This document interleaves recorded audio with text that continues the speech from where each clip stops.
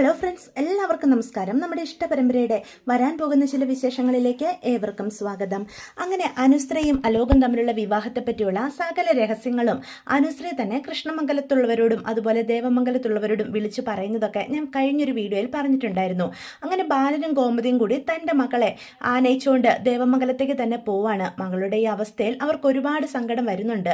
അവര് ഇങ്ങനൊരു പ്രവൃത്തി മോൾ എന്തിനാണ് ചെയ്തതെന്ന് എന്നൊക്കെ ചോദിക്കുന്നതും അതിന് അനുശ്രീ അലോകിനെ വിടാൻ താൻ ഉദ്ദേശിച്ചില്ലായിരുന്നുവെന്നും തൻ്റെ ജീവിതം തകർത്തുകൊണ്ട് തന്നെ തൻ്റെ കുടുംബത്തെയും നാണം കെടുത്താൻ നോക്കിയ അലോകിനോട് പ്രതികാരം വീട്ടാൻ വേണ്ടി മാത്രമാണ് അവൻ തന്നെ താലി കെട്ടിയെന്ന് എല്ലാവരെയും വിശ്വസിപ്പിച്ചുകൊണ്ട് കൃഷ്ണമംഗലത്തേക്ക് പോയത് എന്നുമൊക്കെയുള്ള കാര്യം ഗോമതിയോടും അതുപോലെ തന്നെ വീട്ടിലുള്ള സകല ആൾക്കാരോടും നമ്മുടെ അനുശ്രീ പറയുന്നതൊക്കെ ഞാൻ കഴിഞ്ഞ വീഡിയോയിൽ പറയുകയുണ്ടായി. അതിനുശേഷം എന്താണ് സംഭവിക്കാൻ പോകുന്നതെന്ന് നമുക്ക് നോക്കാം. അപ്പം ബാലൻ പറയുന്നുണ്ട്, കഴിഞ്ഞുപോയ കാലത്തെപ്പറ്റി ഓർത്ത് എൻ്റെ മോള് ഇനി സങ്കടപ്പെടരുത്, പക്ഷെ അവനെ ഞാൻ അങ്ങനെ വെറുതെ വിടാൻ ഉദ്ദേശിച്ചിട്ടില്ല എന്ന് പറയാം. അപ്പൊ ആര്യനും ആനന്ദും ആകാശം കൂടി വന്നിട്ട് ബാലനോട് പറയും, അതെ അച്ഛൻ പറഞ്ഞത് ശരിയാണ്, നമുക്ക് അവനെ വെറുതെ വിടാൻ പറ്റില്ല, ഇന്ന് തന്നെ അച്ഛൻ പറഞ്ഞതുകൊണ്ട്, അല്ലെങ്കിൽ ഞാൻ അവനെ അടിച്ച് പദം വരുത്തേനെ എന്ന് ആര്യം പറയാം. അത് കേൾക്കുമ്പോൾ ബാലൻ പറയും, അവനെ ഉപദ്രവിച്ചു എന്ന് കരുതി നമ്മുടെ അനുമോൾ അനുഭവിച്ച വേദന മുഴുവനും മാറുമോ? ഇല്ലല്ലോ. കല്യാണത്തലേന്ന് ഭീഷണിപ്പെടുത്തി നമ്മുടെ അനുവിനെ അവനാണ് അവൻ്റെ അടുത്തേക്ക് കൊണ്ടുവന്നത്. എന്നിട്ട് അവളെ എന്താ ചെയ്തത്? അവളെ കിഡ്നാപ്പ് ചെയ്യുകയല്ലേ ചെയ്തത്, കല്യാണം മുടക്കുകയും ചെയ്തു. ഇതെല്ലാം അവനെ അടിച്ച് പദം വരുത്തിയെന്ന് കരുതി നമ്മുടെ കുടുംബത്തിലുണ്ടായ മാനക്കേട് മാറുമോ? നമ്മുടെ അനുമോൾ അനുഭവിച്ച വേദന അവരും അനുഭവിക്കണം എന്ന് പറയാം. അച്ഛൻ എന്താ ഉദ്ദേശിക്കുന്നത് എന്ന് ആനന്ദ് ചോദിക്കുക. ഇത്തവണ എല്ലാ തവണത്തെ പോലും അവരെ ഞാൻ വെറുതെ വിടാൻ ഉദ്ദേശിച്ചിട്ടില്ല. അലോക് അവനുള്ള ശിക്ഷ ഞാൻ തന്നെ വിധിക്കും. ഈ നാട്ടിൽ പോലീസ് സ്റ്റേഷനൊക്കെ പിന്നെ എന്തിനാ ഒരു പരാതി കൊടുക്കണം? ഒരു പെൺകുട്ടിയെ കടത്തിക്കൊണ്ടുപോയി കല്യാണം മുടക്കി എന്നുള്ളത് വലിയൊരു തെറ്റ് തന്നെയാ. അവനെതിരെ ഒരു കേസ് ഫയൽ ചെയ്യണം എന്ന് പറയാം. അത് കേൾക്കുമ്പോൾ മീനുവും പറയൂട്ടോ, അച്ഛൻ പറയുന്നത് കാര്യവാ, അനുശ്രീയോട് ഇത്രയും വലിയ തെറ്റ് ചെയ്ത് അവനെ വെറുതെ വിടാൻ പാടില്ല. ഓരോ തവണയും നമ്മൾ അവർ തെറ്റ് ചെയ്യുമ്പം കണ്ണടച്ച് വിടുന്നത് കൊണ്ടാ വീണ്ടും വീണ്ടും നമ്മളെ കൊണ്ടൊക്കെ ഒന്നും കൊള്ളില്ല എന്നൊരു തോന്നൽ അവർക്കുണ്ട്. അതുകൊണ്ട് ഓരോ തവണയും വീണ്ടും ഓരോരോ തെറ്റുകൾ ചെയ്യുന്നത് എന്ന് പറയാണ്. അമ്മയെ കൊല്ലാൻ നോക്കി അന്ന് തന്നെ അവനെതിരെ ഒരു കേസ് കൊടുക്കേണ്ടതായിരുന്നു എന്ന് പെട്ടെന്ന് ആര്യനും പറയാണ്. അത് കേൾക്കുമ്പോഴത്തേക്കും മിത്രയും ഗോമതിയും പരസ്പരം നോക്കുകയാണ് കേട്ടോ. ഇത്തവണ ഗോമതിക്കും നല്ല ദേഷ്യമുണ്ട്. ബാലേട്ടൻ പറയുന്നത് തന്നെയാ ശരി, അലോകിനെ വെറുതെ വിടാൻ പാടില്ല. അവൻ ചെയ്തതിനുള്ള ശിക്ഷ അവൻ അനുഭവിക്കുക തന്നെ വേണം. ഒരു കുടുംബത്തെ മുഴുവനും കണ്ണീരിലാഴ്ത്തി ഒരു പെൺകുട്ടിയുടെ ജീവിതം വെച്ചാ അവൻ കളിച്ചത്. അതിനുള്ള ശിക്ഷ അവൻ അർഹിക്കുന്നുണ്ട് എന്ന് ഗോമതി പറയാണ്. ഇത്തവണ എൻ്റെ ഏട്ടന്മാരെ ഓർത്ത് ഞാൻ ബാലേട്ടനോട് വേണ്ട എന്ന് പറയില്ല, അങ്ങനെ തന്നെ ചെയ്തോളൂ. എന്നെ വേദനിപ്പിച്ചത് ഞാൻ മറക്കും. അതുകൊണ്ടാ അന്ന് എന്നെ അവന് കൊല്ലാൻ നോക്കിയിട്ട് പോലും ഞാൻ ബാലേട്ടനെയും എൻ്റെ മക്കളെയും അവനെ ഉപദ്രവിക്കുന്നതിൽ നിന്ന് പിന്തിരിപ്പിച്ചത്. പക്ഷേ ഇതങ്ങനെയല്ല, അവനെ വെറുതെ വിടാൻ പാടില്ല. അവൻ എൻ്റെ മോളുടെ വെച്ചിട്ടാ ഈ കുടുംബം തകർക്കാനായിട്ട് നോക്കിയത് എന്ന് ഗോമതിയും പറയാനേട്ടോ. ഇതേ സമയം നമ്മുടെ ആനന്ദ് വന്ന് അനുശ്രീയുടെ അടുത്തേക്ക് ചെല്ലുക. ഇനി മോൾ എന്താ ഉദ്ദേശിക്കുന്നത് എന്ന് ചോദിക്കുകയാണ്. അപ്പം മീനു പറയും, അവൾ നന്നായിട്ട് പഠിക്കുന്ന കുട്ടിയല്ലേ, അവളെ നമുക്ക് തുടർന്ന് പഠിപ്പിക്കാം എന്ന് പറയാം. അവളെ PGക്ക് നമുക്ക് കൊണ്ട് ചേർക്കാം എന്ന് പറയാണ് കേട്ടോ. അത് കേൾക്കുമ്പോഴത്തേക്കും ഒരുപാട് സന്തോഷം തോന്നുവാണ് അനുശ്രീക്കും. തൻ്റെ പഠനം തുടരാനായിട്ട് വീട്ടിലുള്ളവരൊക്കെ സമ്മതിച്ചല്ലോ എന്ന് പറയാം. അപ്പം ബാലൻ പറയും, അതെ, ഇനി കല്യാണം ഒന്നും ഉടനെ നമ്മൾ ആലോചിക്കുന്ന പോലും ഇല്ല. എന്തായാലും അനു നന്നായിട്ട് പഠിക്കുന്ന കുട്ടിയല്ലേ, എൻ്റെ മോള് നന്നായിട്ട് പഠിക്കുക. ഡിഗ്രിക്ക് മോൾക്ക് നല്ല മാർക്കുണ്ടായിരുന്നു. ഞാൻ ആഗ്രഹിച്ചതുപോലെ എൻ്റെ മോള് ഒരു കളക്ടറായിട്ട് വരും, എനിക്ക് ഉറപ്പാ എന്ന് പറയാണേ. അത് കേൾക്കുമ്പം പെട്ടെന്ന് മിത്രയും മീനും കൂടി പറയാം, എങ്കിൽ നമുക്ക് സിവിൽ സർവീസ് കോച്ചിങ്ങിന് വിട്ടാലോ എന്നൊക്കെ പറയുന്നുണ്ട് കേട്ടോ. അപ്പം അവരെല്ലാവരും അത് ചർച്ച ചെയ്യുന്നതും അനുവിൻ്റെ ഇഷ്ടത്തിന് വിടുകയാണ് കേട്ടോ. എന്ത് പഠിക്കാനാണോ ആഗ്രഹം അതിനനുസരിച്ച് മോള് മുന്നോട്ട് പോയിക്കോ, ഈ കുടുംബം മുഴുവനും നിന്റെ കൂടെ ഉണ്ട് എന്നും പറഞ്ഞ് അനുവിനെ ആശ്വസിപ്പിക്കുന്നതും ഒക്കെ കാണാം. അനുവിന് ഒരുപാട് സന്തോഷം തോന്നുക. ഇത്രയും ദിവസം താൻ അനുഭവിക്കാത്ത സുരക്ഷിതത്വവും സ്നേഹവും ഒക്കെ തനിക്ക് വീണ്ടും തിരിച്ചു കിട്ടിയിരിക്കുന്നു. തൻ്റെ അച്ഛനും അമ്മയും ഇരു കൈകളും നീട്ടി തന്നെ സ്വീകരിച്ചിരിക്കുന്നു. ഏട്ടന്മാരുടെയും ഏടത്തിമാരുടെയും ചെല്ലക്കുട്ടിയായി താൻ മാറിയിരിക്കുന്നു. ഇതിൽ പരം ഒരു സൗഭാഗ്യമൊന്നും തനിക്കിനി കിട്ടാനില്ല എന്ന് അനുശ്രീ ചിന്തിക്കുകയാണ് കേട്ടോ. അതേസമയം നമ്മുടെ ബാലനും മക്കളും കൂടി അനുശ്രയം കൂട്ടിക്കൊണ്ടുപോയി പോലീസ് സ്റ്റേഷനിൽ പരാതി കൊടുക്കുന്നുണ്ട്. അലോക് തന്നോട് ചെയ്ത എല്ലാ ക്രൂരതകളും ആ പരാതിയിൽ വിശദമായി തന്നെ എഴുതി കൊടുക്കുന്നുണ്ട് കേട്ടോ. അങ്ങനെ പോലീസുകാരെല്ലാവരും കൂടി കൃഷ്ണമംഗലത്തേക്ക് ചെല്ലുന്നുണ്ട് അലോകിനെ അറസ്റ്റ് ചെയ്യാനായിട്ട്. ആ സമയത്ത് രാജശ്രീ പോലീസിനെ കണ്ട് പേടിച്ച് വിറയ്ക്കാം. സാർ എന്താ ഇവിടെ എന്ന് ചോദിക്കുകയാണ്. അലോക് ആരാ എന്നപ്പം രാജശ്രീയോട് ചോദിക്കും, എൻ്റെ മകനാ, അവൻ ഇവിടെ ഇല്ലേ? ഉണ്ട് എന്നും പറഞ്ഞ് രാജശ്രീ അലോകിനെ വിളിച്ചുകൊണ്ട് വരിക. എന്താ സാർ, ഇതെന്താ ഈ കൃഷ്ണ കൃഷ്ണമംഗലത്ത് നിങ്ങൾക്ക് കാര്യം എന്ന് ചോദിക്കുകയാണ്. അതൊക്കെ നിന്നെ കൊണ്ട് ഞങ്ങൾ പറയിക്കാടാ. അപ്പൊ നീയാണല്ലേ അലോക്, ഒരു പെൺകുട്ടിയെ കിഡ്നാപ്പ് ചെയ്ത് അവളുടെ കല്യാണം മുടക്കിയ വീരനാണല്ലോ ഈ നിൽക്കുന്നത് എന്ന് പറയാ. എന്നിട്ട് അലോകിനെ പിടിച്ചു വലിച്ചുകൊണ്ട് പോവാണ്. അപ്പൊ രാജശ്രീ അലമുറയിട്ട് കരയാ. അയ്യോ സാറേ, ആരോ നിങ്ങളെ തെറ്റിദ്ധരിപ്പിച്ചതാ, എന്റെ മോനൊരു തെറ്റും ചെയ്യില്ല എന്നും പറഞ്ഞ് അവിടെ കിടന്ന് കരയാണ്.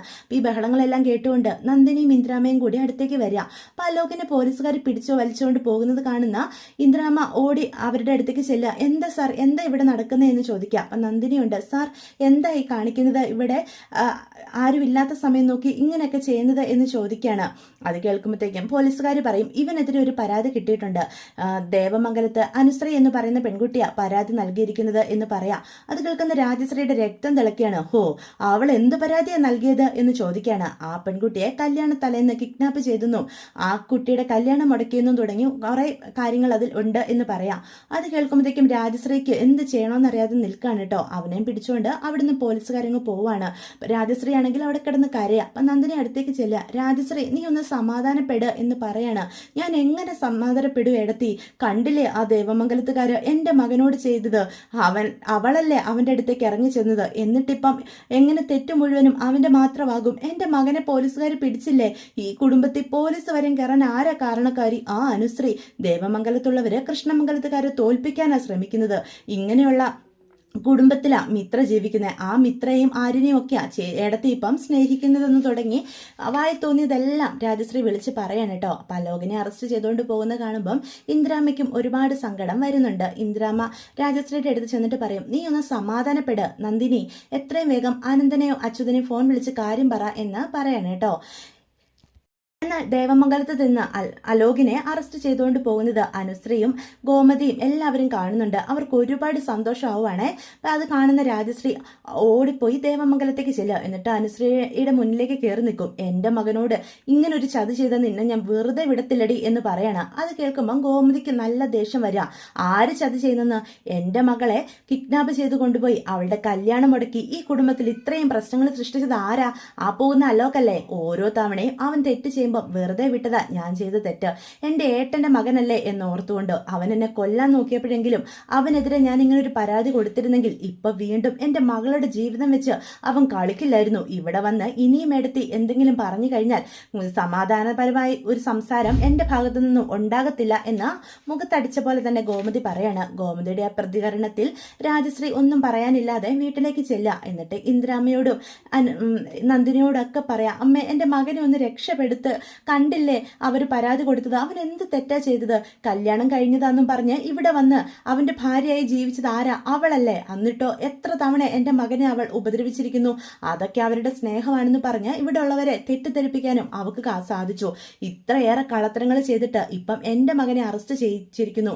അങ്ങനെ ആദ്യമേ അവൾക്ക് പരാതി ഉണ്ടായിരുന്നെങ്കിൽ അവൻ അവളെ കൊണ്ടുപോയപ്പോൾ തന്നെ പരാതി പറയണമായിരുന്നു എന്ന് പറയണ. അന്ന് അവൾ പരാതി ഒന്നും പെടാതെ കല്യാണം കഴിഞ്ഞെന്ന് കള്ളം പറഞ്ഞ് ഇവിടെ വന്ന് താമസിച്ചു. കണ്ടില്ല എന്തൊരു പെൺകുട്ടി അവള് എന്ന് പറയാം. അപ്പൊ അനുശ്രീയെ പറ്റി മോശമായിട്ട് പറയുന്ന കേൾക്കുമ്പം ഇന്ദ്രാമിക്ക് ദേഷ്യം വരുന്നുണ്ട്. രാജശ്രീ, നിനക്ക് കാര്യമെല്ലാം അറിയാം നിനക്ക്, എന്നിട്ടും നീ കണ്ണടച്ചിരുട്ടാക്കാൻ നോക്കരുത്. നിന്റെ മകൻ തന്നെയാ ഇവിടെ തെറ്റ് ചെയ്തിരിക്കുന്നത്. പക്ഷെ അവനെ അറസ്റ്റ് ചെയ്തുകൊണ്ട് പോയതിൽ എനിക്കും സങ്കടമുണ്ട് എന്ന് പറയണം. എന്നും കരുതി അവൻ ചെയ്ത തെറ്റല്ലാതാകുന്നുണ്ടല്ലോ. എന്തുകൊണ്ടാണ് അനുശ്രീ ഇവിടെ വന്നങ്ങനെ ജീവിച്ചത്? അവളെ തട്ടിക്കൊണ്ടുപോയി അവളുടെ കല്യാണം മുടക്കി അവളുടെ കുടുംബത്തെ മുഴുവനും നാണം കെടുത്താനാ അലോക് ശ്രമിച്ചത്. അത് നടക്കാതിരിക്കാനല്ലേ അനുശ്രീ അങ്ങനെ ഒരു തീരുമാനം എടുത്തത്. അവളുടെ ഭാഗത്ത് ആരായിരുന്നെങ്കിലും ഒരു പക്ഷേ അങ്ങനെ ചെയ്യുള്ളൂ.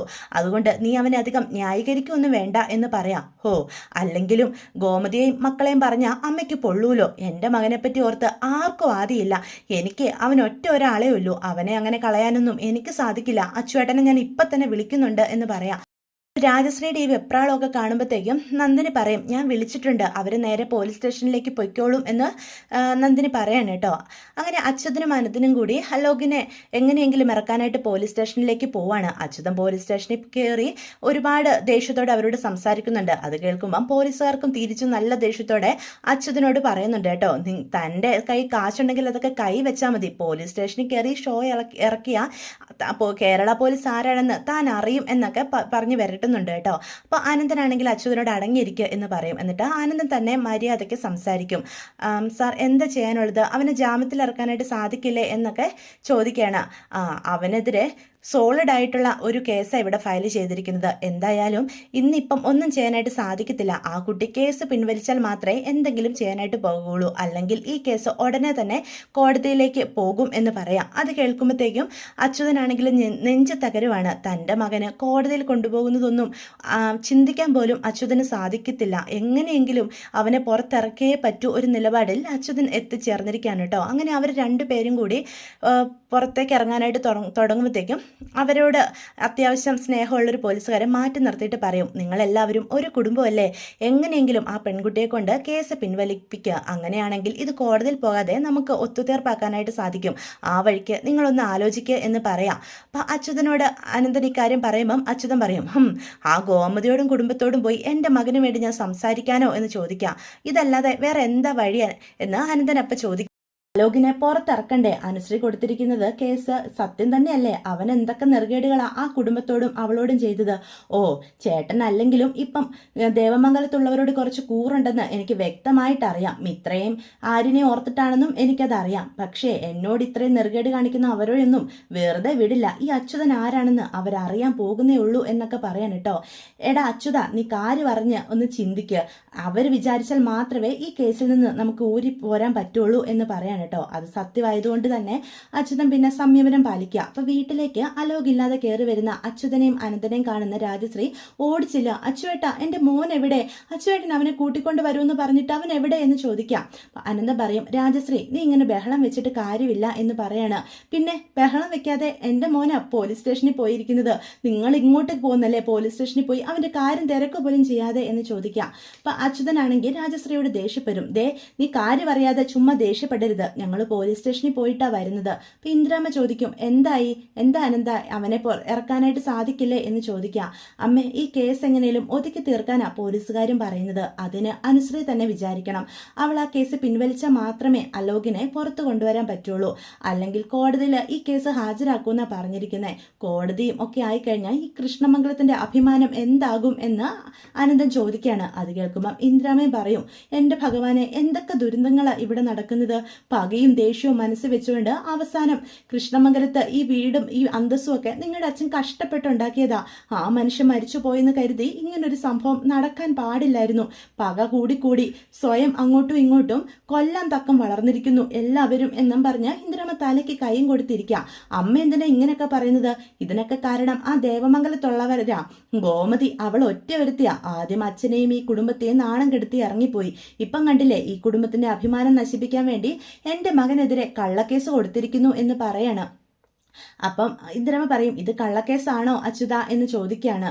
അവൻ ആ അനുശ്രീയെ തട്ടിക്കൊണ്ടു പോയത് തന്നെയല്ലേ അലോക്? സത്യങ്ങൾ അറിഞ്ഞപ്പം ദേവമംഗലത്തുള്ളവർ പ്രതികരിച്ചു. അവരെ കുറ്റപ്പെടുത്താനായിട്ട് സാധിക്കുമോ?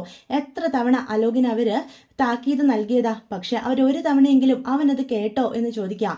ഇങ്ങനൊരു അവസ്ഥയ്ക്ക് കാരണം രാജശ്രീയും നീയും കൂടിയാ. മകനെ നല്ലത് പറഞ്ഞു വളർത്തുന്നതിന് പകരം പകയും വിദ്വേഷവും ദേഷ്യവും അവനിലും കുത്തി നിറച്ചു. അതിന്റെ പരിണത ഫലവാ ഇപ്പൊ അനുഭവിക്കുന്നത് എന്ന് പറയാം. ഓ, അമ്മ ഇപ്പം ദേവമംഗലത്തുകാരുടെ പക്ഷത്താണല്ലേ? ജീവിക്കുന്നത് ഇവിടെയും കൂറവിടെയും. ഇത് കൊള്ളാലോ അമ്മേ എന്ന് ഇന്ദിരാമ്മയോടൊപ്പം ചോദിക്കുകയാണ് കേട്ടോ. അപ്പം അനന്തം പറയും, അമ്മേ, പരസ്പരം നമ്മൾ പഴി ചാരിയിട്ട് ഒരു കാര്യമില്ല. ദേവമംഗലത്തുകാരും വിചാരിച്ചാൽ മാത്രമേ എന്തെങ്കിലും ചെയ്യാനായിട്ട് സാധിക്കൂ. അവരോട് ഒന്ന് സംസാരിക്കാം എന്ന് അനന്തം പറഞ്ഞിട്ട് അകത്തേക്ക് കയറി പോവാണ് കേട്ടോ. അപ്പം രാജശ്രീ അവിടെ കരഞ്ഞുകൊണ്ട് തന്നെ നിൽക്കുക. ഇന്ദിരാമ്മയാണെ ഗോമതിയോട് ഇതിനെപ്പറ്റി ഒന്ന് സംസാരിക്കണം എന്ന് തന്നെ തീരുമാനിക്കുകയാണ്. അതുകൊണ്ട് തന്നെ ഗോമതിയോട് സംസാരിക്കാനായിട്ട് വേലിയുടെ സൈഡിലേക്ക് ചെല്ലാം. അപ്പം പുറത്ത് നമ്മുടെ ഗോമതി നിൽപ്പുണ്ട്, ദേവമംഗലത്ത് മുറ്റത്ത് തന്നെ. അപ്പം ഗോമതിയെ കൈ കാട്ടി വിളിക്കുകയാണ്. എന്താമേ, എന്താ കാര്യം? അമ്മ എന്താ ആകെ സങ്കടപ്പെട്ടിരിക്കുന്നത്? ഗോമതി, ഇത് ഞാൻ നിന്നോട് പറയുന്നത് ശരിയോ തെറ്റോ എന്നൊന്നും എനിക്കറിയില്ല. പക്ഷേ അലോകിനെ പോലീസ് അറസ്റ്റ് ചെയ്തുകൊണ്ട് പോയി. നിനക്കറിയാലോ ആ കുടുംബത്തിന്റെ അഭിമാനം അന്തസ്സും ഒക്കെ എത്ര കാര്യമായിട്ടാണ് നിന്റെ അച്ഛൻ കൊണ്ടു നടന്നിരുന്നതെന്ന്. ഒരിക്കൽ നീയായിട്ട് അതിനൊരു ഭംഗം വരുത്തി. അതിന്റെ അപമാനത്തിൽ നിന്നും കരകയറാൻ നാളുകൾ എടുക്കേണ്ടി വന്നു കൃഷ്ണമംഗലത്ത്. ഇപ്പം അലോകിനെ അറസ്റ്റ് ചെയ്യിപ്പിച്ചു. എനിക്കറിയാം നിങ്ങളുടെ ഭാഗത്ത് ഒരു തെറ്റുമില്ലെന്ന്. സ്വന്തം മകളോട് ഇത്രയും വലിയൊരു നീച്ച പ്രവൃത്തി ചെയ്ത അറിഞ്ഞു കഴിഞ്ഞപ്പോൾ നിനക്കും ബാലനും ക്ഷമിക്കാൻ സാധിച്ചില്ല. അതുകൊണ്ടാവുമല്ലോ അനുശ്രീയെ കൊണ്ട് ഇങ്ങനൊരു പരാതി കൊടുത്തിരുന്നത്. പക്ഷേ എനിക്ക് അവൻ്റെ പറ്റിയും ചിന്തിക്കണ്ടേ? എൻ്റെ കൊച്ചുമോൻ തന്നെയല്ലേ അലോകും എന്ന് പറയാം. അമ്മേ, അവൻ ഓരോ തവണ ഇങ്ങനെ തെറ്റ് ചെയ്യുമ്പോഴും എല്ലാവരും കണ്ണടച്ച് വിട്ടതുകൊണ്ടാണ് അവൻ ഇത്രയും വലിയൊരു ക്രിമിനലായി മാറിയിരിക്കുന്നത്. അവനിപ്പം ശരിക്കും ഒരു കൊടും ക്രിമിനലാ. എത്ര വലിയ ക്രൂരകൃത്യം ചെയ്യാൻ അവൻ ഒരു മടിയില്ല. എൻ്റെ മകളുടെ ജീവിതം വെച്ചാ അവൻ അമ്മാനം ആടിയത്. എന്നെ കൊല്ലാൻ നോക്കിയപ്പോൾ പോലും അവനെ വെറുതെ വിട്ടതാ ഈ ദേവമംഗലത്തുള്ള എല്ലാവരും. പക്ഷെ എൻ്റെ മക്കളെ വെച്ചിട്ടാ അവനിപ്പം കളിക്കാൻ നോക്കിയിരിക്കുന്നത്. അത് ഞാൻ ക്ഷമിക്കില്ലമ്മേ എന്ന് പറയാം. മോളെ, നീ ഇങ്ങനെ വാശി പിടിക്കരുത്. ഇരു കുടുംബങ്ങൾക്കും ഇടയിലുള്ള പകയും വിദ്വേഷവും ഇതിൻ്റെ പേരിൽ കൂടുവല്ലേ ഉള്ളൂ. അമ്മയുടെ കണ്ണടയ്ക്കുന്നതിന് മുന്നേ ദേവമംഗലത്തുള്ളവരും കൃഷ്ണമംഗലത്തുള്ളവരും കൈകോർത്ത് നിൽക്കുന്നത് എനിക്കൊന്ന് കാണണം. എൻ്റെ മോള് ബാലനെ കൊണ്ട് പറഞ്ഞ് സമ്മതിപ്പിച്ച് ഈ കേസ് ഒന്ന് പിൻവലിക്കണം. ഇല്ലെങ്കിൽ അത് വലിയ പ്രശ്നത്തിലേക്കേ പോകത്തുള്ളൂ എന്ന് പറയാൻ കേട്ടോ. അപ്പോഴും ഗോമതി അതിനെപ്പറ്റി അമ്മയ്ക്കൊരു ഉറപ്പ് കൊടുക്കുന്നില്ല. ഒന്നും പറയാതെ അകത്തേക്ക് കയറി പോവാ. ഗോമതിയുടെ പോക്ക് കാണുമ്പം ഇന്ദിരാമ്മയ്ക്ക് ആകെ സങ്കടം വരികയാണ്. അവള് ചിലപ്പം ഒന്നും ചെയ്യാൻ പോകുന്നില്ല. ഇനിയിപ്പോൾ എന്താ ചെയ്യുക എന്നാലോചിച്ച് ഇന്ദിരാമ്മ ആകെ സങ്കടപ്പെട്ട് നിൽക്കുക. അപ്പം ഇന്ദിരാമ്മയും ഗോമതിയും സംസാരിക്കുന്നത് ആനന്ദം കാണുന്നുണ്ട്. എന്താ അമ്മേ, ഗോമതിയോട് സംസാരിച്ചിട്ട് അവൾ എന്താ പറഞ്ഞത്? അവളൊന്നും പറഞ്ഞില്ല, അകത്തേക്ക് കയറിപ്പോയി. അല്ല, അവളെ കുറ്റം പറയാൻ പറ്റുമോ? അവളുടെ മകളുടെ ജീവിതമല്ലേ കളഞ്ഞു കുളിച്ചിരിക്കുന്നത്. നമ്മളാണേലും ക്ഷമിക്കുമോ എന്ന് ചോദിക്കാം. അപ്പം അനന്തനും മറുപടി ഇല്ല കേട്ടോ. ഇതേസമയം വീട്ടിൽ വന്ന് ആകെ സങ്കടപ്പെട്ടിരിക്കുന്ന ഗോമതിയെ ബാലൻ ശ്രദ്ധിക്കുന്നുണ്ട്. അപ്പോൾ ബാലൻ വന്ന് ചോദിക്കുന്നുണ്ട്, എന്താ ഗോമതി, നിനക്ക് ഇത്ര നേരം ഒരു കുഴപ്പം ഉണ്ടായിരുന്നില്ലല്ലോ, എന്തു പറ്റി എന്ന് ചോദിക്കുക. അത് പിന്നെ ബാലേട്ടാ, അമ്മ എന്നെ കാണാൻ വന്നിരുന്നു, അലോകിന് വേണ്ടി സംസാരിച്ചു എന്ന് പറയാ. നിന്റെ മനസ്സ് മാറിയോ എന്ന് ഗോമതിയോട് ബാലൻ ചോദിക്കുക. അതല്ല, ഞാൻ കാരണം ഒരിക്കൽ ഒരുപാട് നാണക്കേട് ആ കുടുംബത്തിനുണ്ടായിട്ടുണ്ട്. ഇപ്പം ഇങ്ങനൊരു പരാതി പോലീസും കേസും കോടതിയും ഒക്കെയായി നടന്നു കഴിഞ്ഞാൽ അവരെല്ലാം വീണ്ടും നാണക്കേട് വരുത്തി വെക്കുമല്ലേ, അതിനെപ്പറ്റി ഞാൻ ചിന്തിച്ചതാ എന്ന് പറയാണ്. ഓ, അപ്പം നമ്മളുടെ മകളോട് അലോക ചെയ്തത് നിനക്കൊരു കുഴപ്പവും ഇല്ലേ? നിന്റെ കുടുംബത്തിന്റെ അഭിമാനമാണോ നിന്നെ ബാധിക്കുന്ന കാര്യം എന്ന് ബാലൻ ചോദിക്കാം. അങ്ങനെയല്ല ബാലേട്ടാ, അലോക് ഇപ്പം കോടതിയൊക്കെ ആയിട്ട് നടന്നു കഴിഞ്ഞാൽ വീണ്ടും അച്ചുവേട്ടൻ്റെ മനസ്സിലെ പക കൂടുവല്ലേ ഉള്ളൂ. അമ്മ ഇന്ന് കരഞ്ഞതുപോലെയാ എന്നോട് സംസാരിച്ചത്. ഇരു വീട്ടുകാർക്കും ഇടയിലുള്ള ഈ പ്രശ്നം ഊതി വഷളാക്കരുത് എന്ന് പറയുകയും ചെയ്തു എന്ന് പറയണം കേട്ടോ. അത് കേൾക്കുമ്പോഴത്തേക്കും ബാലൻ ഇങ്ങനെ ആലോചിച്ചിരിക്കാം, നമുക്ക് ഈ കേസ് പിൻവലിച്ചാലോ എന്ന് ഗോമതി ബാലനോട് ചോദിക്കുകയാണ്. അപ്പം എല്ലാവരും ഇവർ തമ്മിൽ സംസാരിക്കുന്നതിൻ്റെ അടുത്തേക്ക് വരികയാണ്. ദേവമംഗലത്തുള്ളവരെ എന്താ അച്ഛാ സംസാരിക്കുന്നത് എന്ന് ആനന്ദപ്പ ചോദിക്കുന്നുണ്ട്. അത് അലോകിനെതിരെയുള്ള കേസ് പിൻവലിച്ചാലോ എന്ന് ഗോമതി എന്നോട് ചോദിച്ചതാ. കേസ് പിൻവലിക്കാനോ എന്ന് ആര്യനപ്പ ചോദിക്കുക. നമ്മുടെ അനുവിനെ ഇത്രയേറെ വേദനിപ്പിച്ചിട്ട് അവനെ വെറുതെ വിടാൻ പറ്റുമോ? ഓരോ തവണയും നമ്മൾ അവനെ വെറുതെ വിടുന്നത് കൊണ്ടാണ് അവൻ നമ്മുടെ തലയിൽ കയറി നിരങ്ങുന്നത് എന്ന് പറയാം. അതല്ല, അമ്മയ്ക്ക് ഒരുപാട് സങ്കടമുണ്ടടാ. പ്രായമായ സ്ത്രീയല്ലേ, ഈ പ്രായത്തിൽ അമ്മ ഇങ്ങനെ നീറി ജീവിക്കുന്നത് കാണാൻ വയ്യ. അതുകൊണ്ട് ഞാൻ പറഞ്ഞതാ. അനു മോളെ, നിന്റെ അഭിപ്രായം എന്താ എന്ന് ചോദിക്കാം. മുത്തശ്ശി ഒരു പാവമാണ്. ആ കുടുംബത്തിൽ എന്നോട് ഏറ്റവും സ്നേഹവും മുത്തശ്ശിക്കായിരുന്നു. അതുപോലെ നന്ദിനി അമ്മായിയും അനന്തൻ അമ്മാവനും ഒക്കെ പാവമാണ് എന്ന് പറയാം. പക്ഷെ അലോകും അവൻ്റെ അച്ഛനും അമ്മയും കൊടും വിഷവ എന്ന് പറയാണ്. പക്ഷെ അവരെ ആരെ വേദനിപ്പിക്കണമെന്ന് ഞാൻ കരുതിയിട്ടുമില്ല. എന്നാൽ കേസ് പിൻവലിക്കുന്നതിൽ എനിക്കൊരു കുഴപ്പമില്ല അച്ഛാ. അവന് ഒന്ന് പേടിപ്പിച്ചല്ലോ, അത് മതി എന്ന് പറയാണ് കേട്ടോ. പക്ഷെ ആര്യനും ആനന്ദിനും ആകാശനും ഒന്നും ഇത് സ്വീകാര്യമായിരുന്നില്ലേ. നിന്നോട് ഇത്രയും വലിയ ചതി ചെയ്തിട്ട് അവനെ വെറുതെ വിടണോ മോളെ എന്ന് ചോദിക്കുക. അതിനുള്ള ശിക്ഷ അവനിട്ട് ഞാൻ കൊടുത്തിട്ടുണ്ട്. എന്നേക്ക് തന്നതിൻ്റെ 10 ഇരട്ടി അവനെ ഞാൻ വേദനിപ്പിച്ചിട്ടുണ്ട്, ടോർച്ചർ ചെയ്തിട്ടുണ്ട് എന്ന് അപ്പം അനുശ്രീ പറയാണ് കേട്ടോ. എന്തായാലും അങ്ങനെ ബാലനും മക്കളും എന്ത് തീരുമാനമെടുക്കണം എന്നറിയാതെ ഇങ്ങനെ